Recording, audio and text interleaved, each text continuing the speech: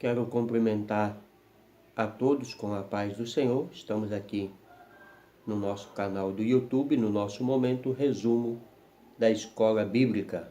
Se você ainda não está inscrito no nosso canal do YouTube, eu convido você a se inscrever digitando lá paulo.delanhese.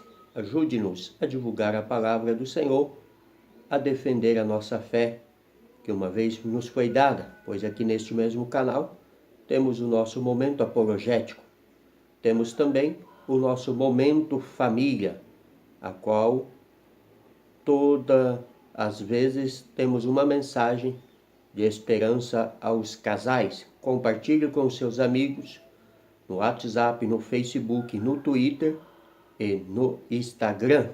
A nossa lição de hoje é a lição 10 do dia 11 de março, título: Dativa, Privilégios e Responsabilidade na Nova Aliança. Então vemos aí as dativas, os privilégios e a responsabilidade que a Nova Aliança nos traz. Temos alguns versículos bíblicos de parâmetros para a aula de hoje. Primeiro, Hebreus 10, 14, uma única oferta sacrificou aos que crê. Hebreus 10, 12, único ofertante suficiente para o sacrifício.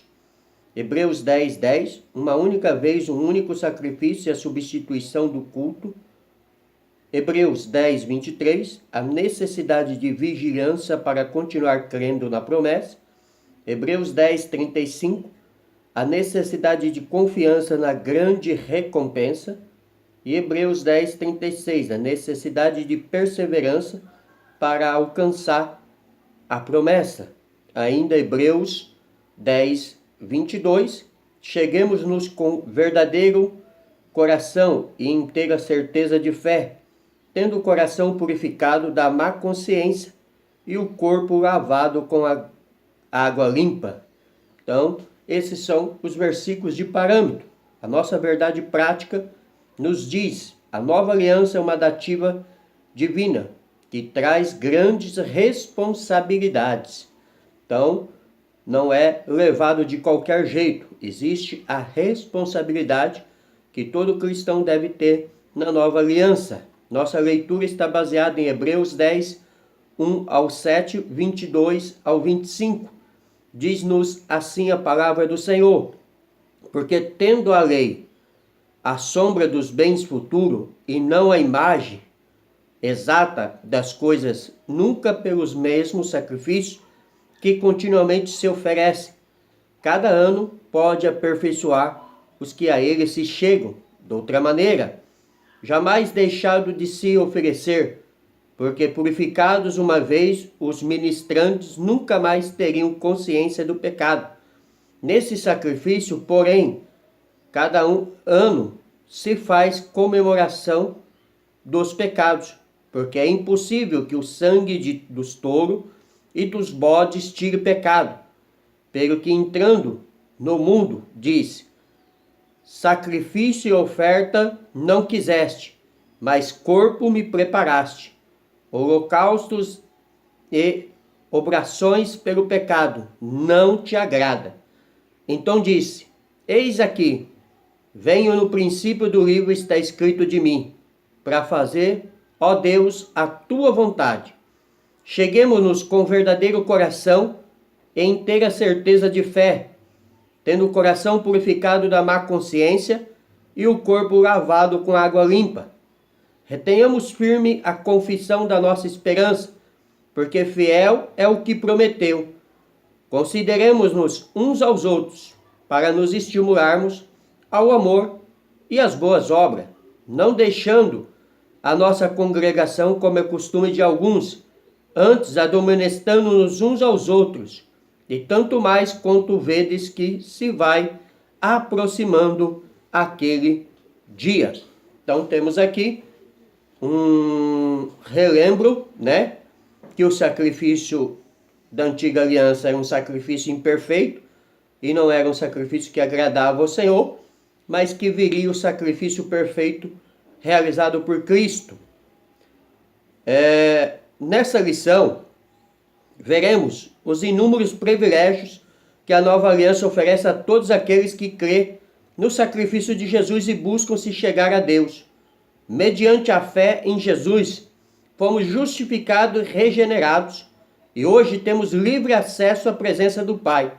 Com certeza, este é o maior benefício que nos foi concedido pelo Senhor. Todos os benefícios da nova aliança só se tornam possíveis mediante a obra espiritual de Jesus Cristo, pois na antiga aliança, somente o sumo sacerdote podia entrar no Santo dos Santos uma vez no ano, no dia da expiação. Hoje, por meio do sacrifício perfeito e eterno de Cristo, temos livre acesso à presença de Deus. Este é um grande privilégio que conduz a uma grande responsabilidade. Como cremos, jamais devemos negligenciar a nova aliança, menosprezando a graça de Deus. Então nós temos aqui a interação nos dizendo que o sacrifício de Cristo nos deu acesso livre ao Senhor, coisa que não acontecia na antiga aliança. Como já dissemos várias vezes, o sacerdote só uma vez por ano entrava no Santo dos Santos, e só o sacerdote falava com Deus e não o povo. Mas com a morte de Cristo na cruz do Calvário, ele abre-nos esse acesso quando o véu do templo que separava o Santo dos Santos é rasgado de alto a baixo. Introdução. O autor sagrado está próximo de concluir a sua argumentação acerca do sacerdócio e do sacrifício de Cristo. A seção de Hebreus 10, 1 ao 18 é reservada por ele para lembrar, reforçar e concluir os argumentos anteriormente expostos sobre a singularidade e a eficácia da obra expiatória de Cristo. Tendo feito isto, ele destaca inúmeros privilégios desfrutados pelos crentes que só se tornaram possíveis graças à superioridade da nova aliança. O acesso direto à presença de Deus, graças e mediação de Cristo, constitui o maior deles. Mas ao mesmo tempo em que se destaca as bênçãos da nova vida em Cristo, o autor também chama a atenção para a responsabilidade que derivam-se dela. Então, como dissemos no começo, a responsabilidade para quem se aproxima do Senhor. Não é só bênção, né? É graça, mas existe a responsabilidade que temos que ter. A dativa da nova aliança, parte 1. Uma única oferta. O Antigo Testamento põe em destaque as centenas de sacrifícios que eram realizados ano após ano no culto judaico. A quantidade de animais mortos nessas celebrações impressionava especialista em cultura judaica. E na língua hebraica afirmam que houve situações nas quais os filhos de Arão se gabavam de ficar cobertos de sangue sacrificial até os tornozelos. Em História dos Hebreus, no livro Guerras Judaica, o historiador Flávio Joséfo fala em centenas de milhares desse sacrifício. Para o autor de Hebreus, esse sacrifício não passava de uma sombra da qual Cristo era a realidade. Hebreus 10:1. Cristo, como uma única oferta, realizou a obra da redenção. Hebreus 10:14. Então, todo esse sacrifício que os filhos de Arão realizavam era uma sombra que apontava para o sacrifício perfeito, que seria o sacrifício de Cristo na cruz do Calvário, realizado por mim, realizado por você, realizado por nós, a igreja, a noiva. Um único ofertante. A oferta foi única. O ofertante também, Hebreus 10:12. Aqui, como já havia feito anteriormente, o autor destaca o ofício de Cristo como sacerdote e rei. Este é o diferencial entre o sistema sacerdotal do leviticalismo e do cristianismo. À semelhança de Melquisedeque, Cristo não apenas oficia como sacerdote, mas também governa como rei. Depois de fazer a purificação do pecado com seu próprio sangue, ele agora, como rei, assentou-se à direita de Deus. Hebreus 1:3. Então Cristo, ele aperfeiçoou, e realizou de uma forma perfeita e única todo aquele sacrifício, toda aquela matança de animais, né? Os animais que eram inocentes pagava pela culpa do homem e da mulher pecador. Então Cristo, no único sacrifício, realiza algo que não precisa ser repetido. Uma única vez, uma única oferta feita, uma única vez por um único sumo sacerdote. Hebreus 10:10. Um dos pontos mais destacados na epístola pelo autor de Hebreus foi o caráter único do sacrifício de Cristo. Enquanto os sacrifícios da antiga aliança necessitavam ser frequentemente repetidos, o sacrifício de Cristo foi feito uma única vez em favor de todos os homens. Este fato demonstra equivocadamente que, por um lado, os sacrifícios de animais eram imperfeitos e jamais poderiam aperfeiçoar alguém, e por outro, deixa claro que somente o sangue de Cristo pode satisfazer a justiça de Deus. Então, quanto a isso, não há dúvida, quanto a isso, não precisa nem se comentar. Sacrifícios de animais imperfeitos e sacrifício de Cristo perfeito. O subsídio bibliológico nos diz que quando as pessoas se reúnem para oferta de sacrifício no dia da expiação, eles eram lembrados dos seus pecados e, sem dúvida, sentiam-se culpados novamente. O que elas mais precisavam era do perdão, o perdão permanente e poderoso que destrói o pecado. O perdão que temos em Cristo quando confessamos um pecado a Ele. Não precisamos pensar nesse pecado nunca mais. Diferente da antiga aliança, que as pessoas confessavam seus pecados e ficavam se remoendo pelo pecado, né? Ficava lembrando daquele pecado. No sacrifício perfeito de Jesus, confessado o nosso pecado diante dele, somos perdoados e nem Deus nos se lembra mais desse pecado. Os sacrifícios de animais não podem remover os pecados. Ele forneceu apenas uma forma temporária de lidar com o pecado, até que Jesus viesse para lidar com o pecado de forma permanente. Como então as pessoas eram perdoadas no tempo do Antigo Testamento? Pelo fato de os crentes do Antigo Testamento seguirem o mandamento de Deus sobre a oferta de sacrifício. Deus lhe perdoava quando realizava seus sacrifícios movidos pela fé. Mas essa prática aguardava com expectativa o sacrifício perfeito de Cristo. O modo de Cristo é superior à maneira do Antigo Testamento, porque o mundo antigo apenas apontava para a obra excelente que Cristo faria para remover os pecados.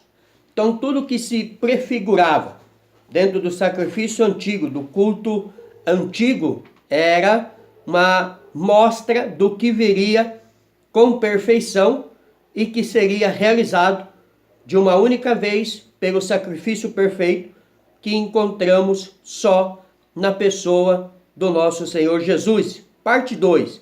Os privilégios da nova aliança. Só que antes de entrarmos no privilégio das nova aliança, eu quero destacar 4 pontos desse privilégio. Primeiro, temos acesso pessoal a Deus por meio de Cristo e podemos nos aproximar dele sem a necessidade de um sistema elaborado. Hebreus 10:22. Segundo, podemos crescer na fé, vencer as dúvidas e os questionamentos e aprofundar nessa relação com Deus.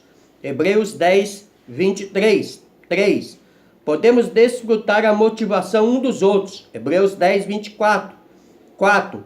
Podemos adorar juntos. Hebreus 10:25.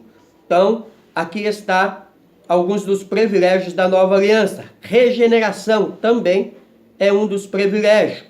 No capítulo 8, o autor já havia constatado a antiga aliança com a nova, levando em conta o seu aspecto cerimonial e ritual.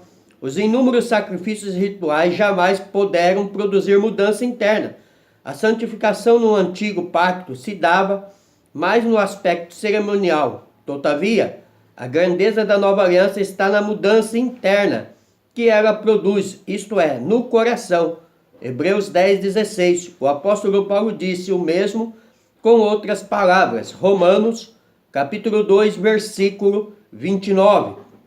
Então, a regeneração é um dos maiores privilégios, né, que é feito na vida do homem e da mulher que aceita o Senhor. Depois vem a adoração. O autor sacro já havia destacado que a adoração na antiga aliança era imperfeita, porque poucos tinham acesso à presença de Deus. O povo era representado pelo sacerdote e uma vez no ano pelo sumo sacerdote. Não era uma adoração em espírito e em verdade. João, capítulo 4, versículo 23. Então, todavia, o autor revela que esse fato mudou.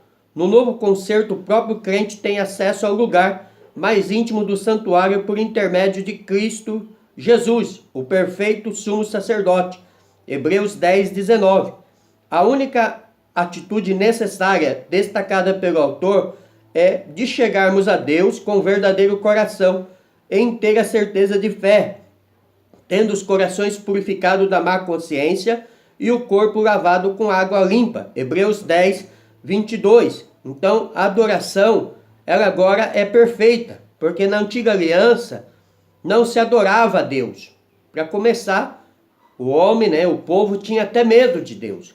Era o sacerdote que apresentava as causas do povo diante de Deus e o sumo sacerdote uma vez no ano no Santo dos Santos.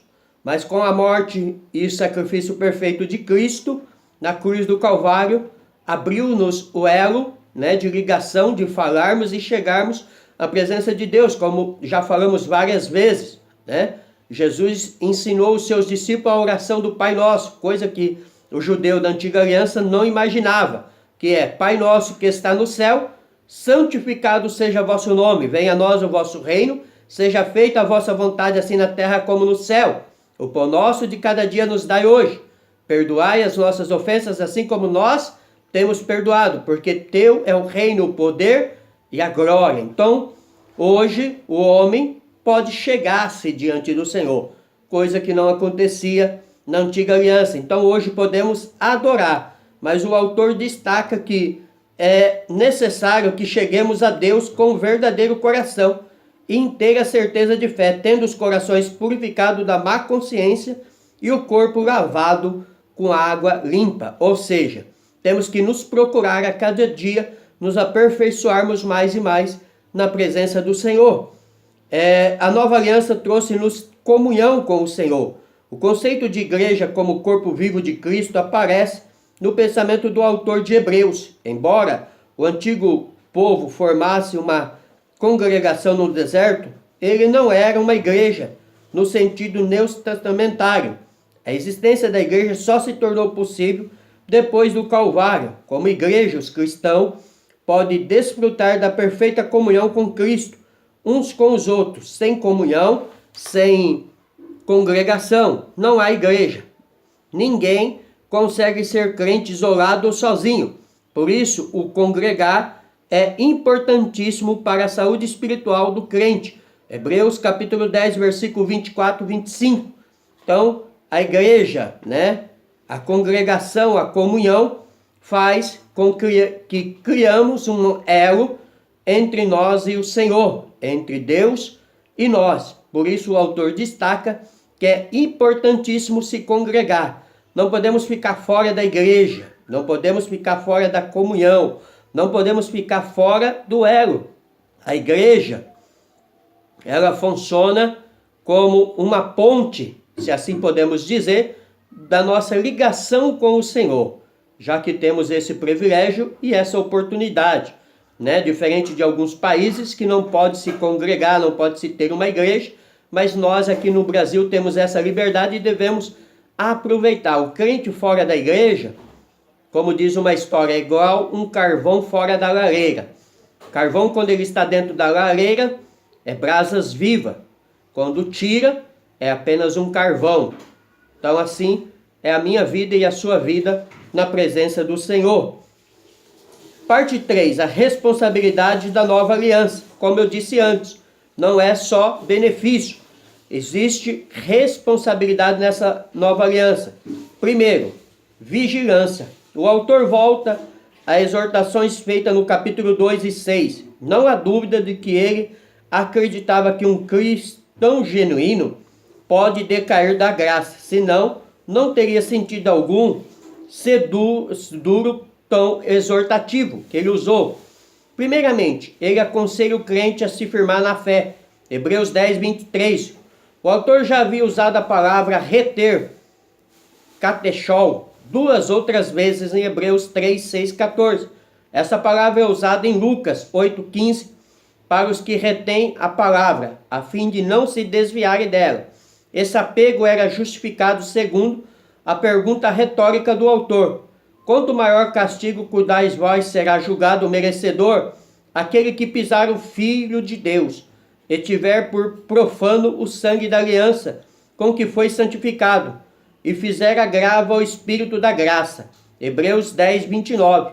Há um preço alto quanto nos falta a vigilância. Ou seja, o autor está destacando aqui que o cristão ele pode decair da graça. E se ele decair da graça, ele pode vir a pecar de uma forma um tanto mais afrontosa a Deus. Porque hoje conhecemos, perfeitamente o sacrifício de Cristo e a redenção. Então, se hoje negarmos este Cristo, se hoje negarmos essa redenção, nós pisamos o sacrifício de Cristo, nós pisamos o sangue de Cristo e negligenciamos esta obra perfeita. Então, essa pessoa será muito mais digna de duro juízo do que aqueles que não conheceram como nós conhecemos hoje. Então fica aí o alerta a mim e a você. Confiança. Com o objetivo de animar a fé dos crentes, o autor faz menção ao histórico da vida deles. Eles haviam experimentado sofrimento, abandono e até mesmo a expoliação, contudo permaneceram firmes. O que estava, portanto, acontecendo agora? Aquelas mesma confiança que havia tido no passado deveria continuar como um sólido fundamento. Hebreus 10, 35. Quando o cristão perde a capacidade de confiar, ele perde a motivação pelas coisas celestiais.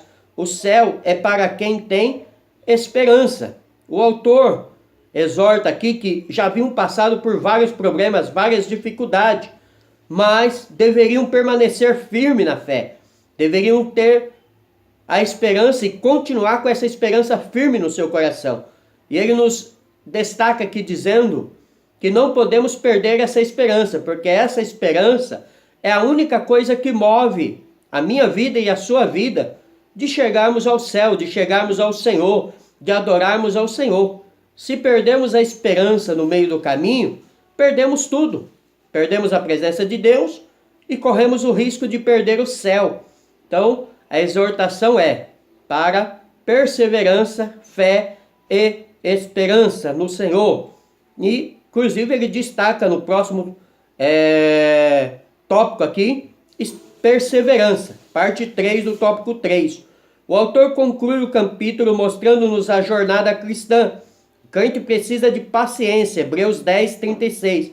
A palavra grega ipimoné ocorre 32 vezes em o Novo Testamento com o sentido de paciência e perseverança.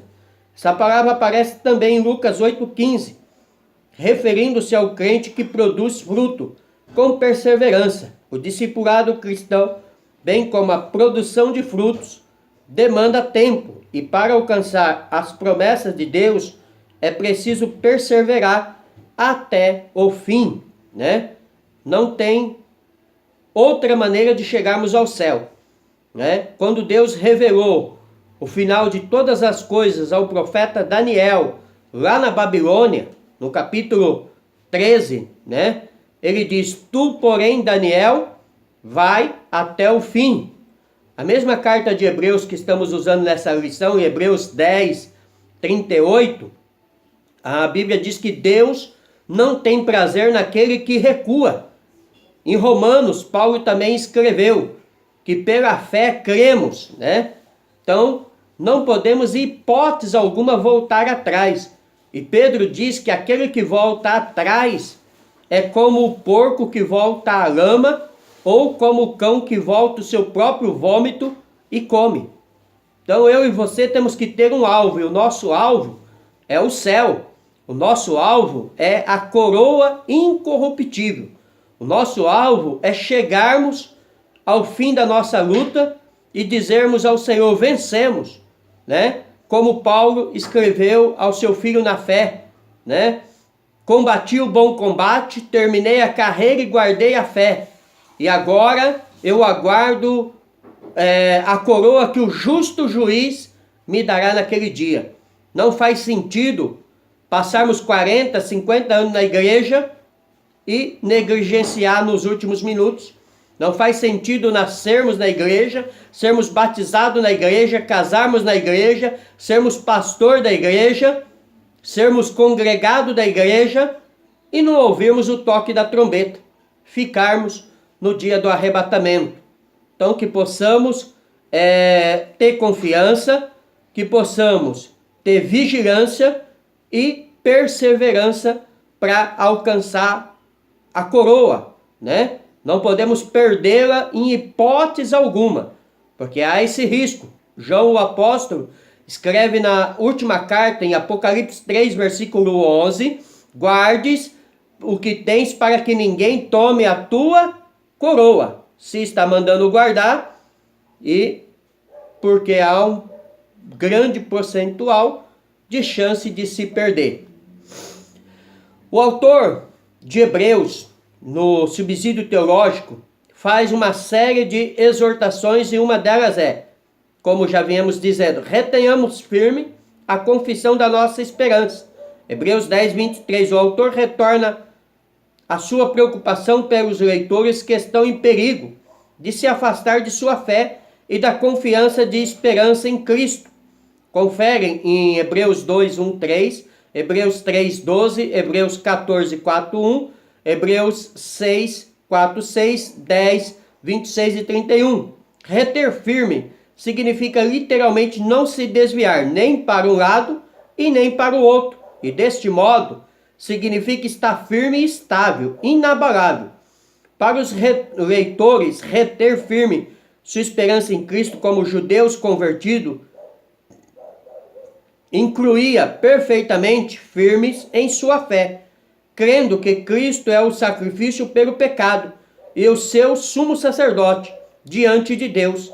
A esperança, porém, é mais abrangente do que a fé, porque inclui as promessas específicas de Deus sobre o futuro, o incentivo mais forte possível para continuar em direção à esperança e o caráter fidedigno de Deus, porque fiel o que prometeu. Nossa esperança é baseada na promessa infalível de Deus, porque não apreciamos e confessamos isto confiantemente e ousadamente. Quando exortação importante é considerarmos uns aos outros para nos estimularmos a caridade, o amor e as boas obras. Hebreus 10, 24. Esse verso enfoca o amor. Hebreus 10, 24, 25, que completa a triade com a fé. Hebreus 10, 22 e a esperança. Hebreus 10, 23. O cristão deve encorajar-se mutuamente, estimular-se uns aos outros, incitar, provocar a expressões práticas de amor. O objetivo desta ação é o aumento e aperfeiçoamento do amor e de boas obras em meio aos crentes. O amor deve ter uma resolução prática e uma expressão tangível. Então, devemos realmente ajudar um ao outro. Devemos realmente nos estimularmos um ao outro. Para quê? Para que quando houver um deslumbre do decair da fé, o outro possa segurar a sua mão, o outro possa ajudá-lo, né? E assim conosco, né? Porque nós vivemos hoje numa batalha constante, né? Nós hoje travamos uma batalha contra o mundo e contra o diabo. Por quê? Satanás, o diabo, ele sabe que está no fim. Ele sabe das promessas que ele perdeu. E ele sabe que a igreja irá receber essa promessa. Paulo diz na carta aos Efésios que a nossa luta Ela não é contra carne e sangue, mas sim contra as hostes espirituais dos filhos da maldade. Ou seja, contra o diabo e os seus anjos. Então que possamos nos unir, né, como igreja, e abraçarmos a fé e abraçarmos um ou outro, sermos sinceros, sermos cordial, termos amor, termos afeto, para chegarmos junto lá no céu. Para chegarmos junto, para receber a recompensa e a coroa que o justo juiz nos dará. Conclusão. Chegamos ao final de mais uma lição. Observamos que o autor nesse capítulo praticamente exauriu o assunto em torno do sacrifício de Cristo. A comparação detalhada que ele fez entre os dois pactos, e a antiga e a nova aliança, serviu para mostrar a superioridade dessa última. Cristo tornou possível que na antiga aliança era apenas uma promessa. Todavia o cristão não deve se acomodar, nem tampouco negligenciar a nova aliança, abusando do poder da graça de Deus. Em vez disso, ele deve demonstrar vigilância, perseverança no caminho com Cristo. Amém?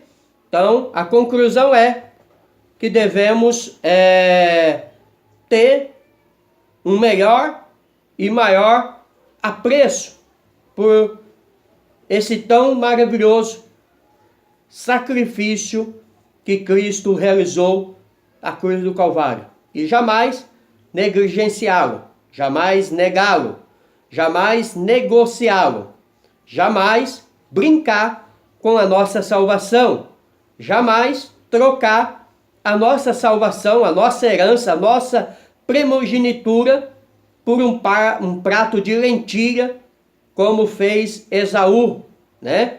Lá no antigo pacto, na antiga aliança. Não podemos, em hipótese alguma, fazer brincadeira com a fé. Não podemos, em hipótese alguma, negligenciar essa grande promessa. Amém? Deus abençoe a todos. Pastor Paulo Delanhese, São Paulo, Jundiaí. Grande beijo no coração de cada um. Esse é o nosso resumo da Escola Bíblica. Se você ainda não está inscrito no nosso canal do YouTube, se inscreva. Digite lá, paulo.delanhese. Ajude-nos a divulgar a palavra do Senhor, se inscrevendo, curtindo e compartilhando os nossos links, as nossas mensagens, como eu disse, da Escola Bíblica, nossos momentos apologéticos e nossos momentos família, né? Que temos aqui no nosso canal do YouTube. Compartilhe no Facebook, compartilhe no Twitter, no WhatsApp e também no Instagram. Amém? Deus abençoe